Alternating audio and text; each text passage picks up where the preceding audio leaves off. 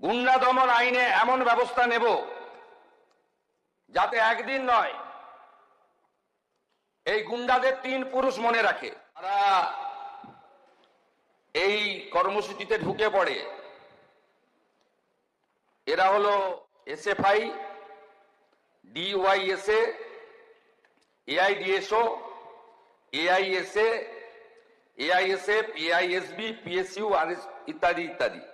পরবর্তীকালে যখন ডরিনা ক্রসিং এ আসে, প্রথমে জুতো এবং বোতল দিয়ে শুরু করে, তারপরে টার্গেট করে সাংবাদিকদের। কারণ অনেক চেষ্টা করার পরেও পুলিশ ওদের পাতা ফাঁদে পা দেয়নি, আমাদের নির্দেশও তাই ছিল। ওরা চেয়েছিল পুলিশ লাঠি চালাক, গ্যাস ফাটাক, বল প্রয়োগ করুক, এবং তারপরে নাটকটা একটু জোরদার চলুক, সে সুযোগ পুলিশ দেয়নি। নিউজ 16 ভারত, রাজনীতির অন্তরালে সত্যের সন্ধানে। গতকাল কলকাতাতে সাংবাদিক বন্ধুদের উপরে যে ধরনের আক্রমণ হয়েছে, এই বিষয়ে সবাইকে জানানো প্রয়োজন বলে আমার মনে হয়েছে। কারণ আমি নিজেও কাল এসএসকেএম হসপিটালে লেট ইভিনিং 8টার পরে, প্রায় 8:30 হবে, আমি আক্রান্ত এবং আহত সাংবাদিকদের সঙ্গে ব্যক্তিগতভাবে মিট করেছি। আপনারা জানেন যে ইউনাইটেড ককরোচ মার্চ ব্যানারে একটি আন্দোলনের ঘোষণা করা হয়েছিল। Cockroach party, self declare cockroach পার্টির সদস্য দেবদীপ্য গাঙ্গুলি, বিভিন্ন বামপন্থী ও অতি বামপন্থী সংগঠনের পক্ষ থেকে। আমাদের পুলিশকে নির্দেশ দেওয়া ছিল যে গণতান্ত্রিক দেশ, যে কেউ তার গণতান্ত্রিক মত এবং তার অধিকার তারা প্রতিষ্ঠিত করতে পারে, কিন্তু আইন শৃঙ্খলার অবনতি না ঘটিয়ে শান্তিপূর্ণভাবে। পুলিশের পক্ষ থেকে নজরদারি রাখা হয়েছিল, ব্যবস্থাও রাখা হয়েছিল।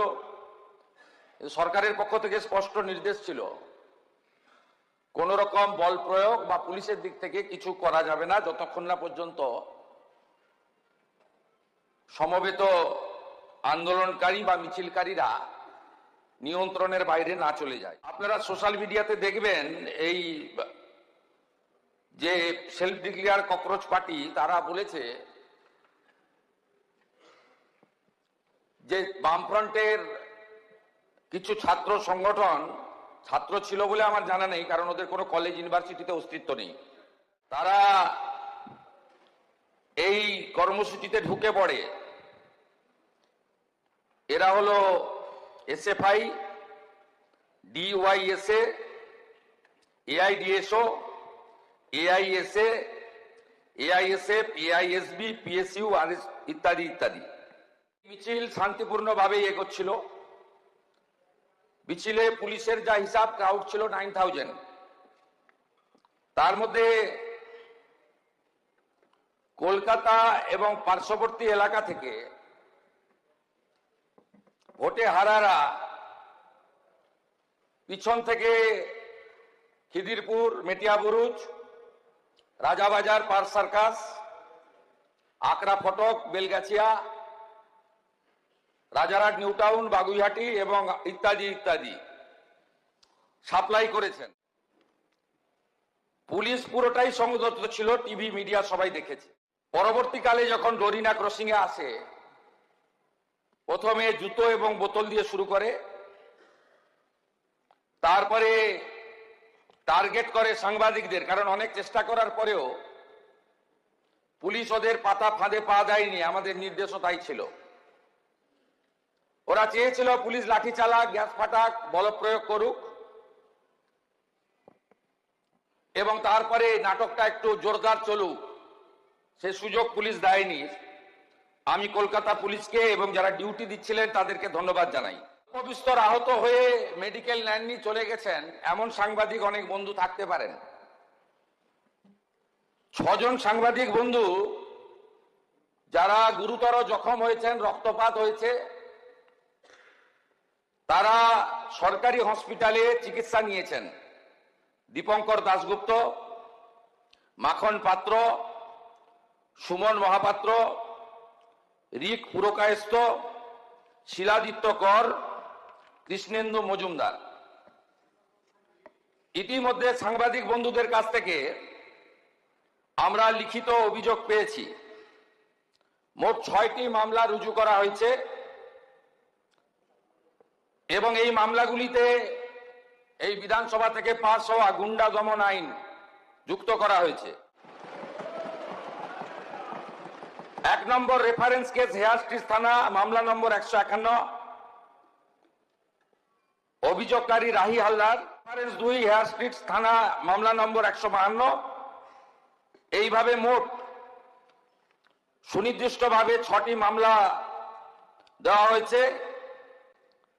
মোট 6 না 7টি মামলা, এন্টালি থানাতেও একটি মামলা হয়েছে। এই মামলাগুলোতে গুন্ডা দমন আইনকে যুক্ত করা হয়েছে এবং প্রায় 70 জনকে চিহ্নিত করা হয়েছে, যাদের একজনও ছাত্র নয়, যারা একজনও সেলফ ডিক্লেয়ার ককরোচ পার্টির মেম্বার নয়, যারা একজনও নিট সংক্রান্ত আন্দোলনকারীদের অংশ নয়। 4 জন কুখ্যাত লোকের নাম আমি এখানে বলছি, যাদেরকে আমরা ছাড়বো না। আরো বাকিগুলোর নাম তো আমি এখানে বলে সময় নষ্ট করব না। Afroz of Rajabagan, Nahid of Khidirpur, Tanvir and Nizam of Ekbalpur, Rahul Jamal of Watgunge. এই 5টা গুন্ডার নাম আমি এখানে ঘোষণা করলাম। গুন্ডা দমন আইনে এমন ব্যবস্থা নেব যাতে একদিন নয়, এই গুন্ডাদের 3 পুরুষ মনে রাখে। এই জন্যই গুন্ডা দমন আইন এনেছিলাম, এই জন্যই গুন্ডা দমন আইন রাজ্যপাল মহোদয় পাস করেছে। এর প্রয়োজনীয়তাটা কতটা ছিল বাংলার মানুষ দেখেছে। আমি সমগ্র বিধানসভার পক্ষ থেকে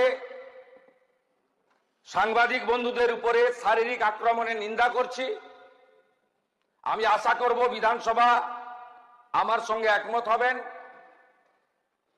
আমাদের শাসক বেঞ্চের চিফ হুইপ অমলান ভাদুড়ি, তিনি আমাকে একটু আগেই বলছিলেন যে লাঞ্চের ঘোষণা হলে ভারতীয় জনতা পার্টির বিধায়করা বুকে কালো ব্যাজ লাগিয়ে সংবিধান প্রণেতা আম্বেদকরজির মূর্তির নিচে সাংবাদিকদের উপর আক্রমণের নিন্দা করে একটি কর্মসূচি নিয়েছেন এবং সংবিধানের 4র্থ স্তম্ভ মিডিয়ার কর্মীদের প্রতি সলিডারিটি জানানোর জন্য একটি ছোট্ট প্রয়াস নিয়েছেন।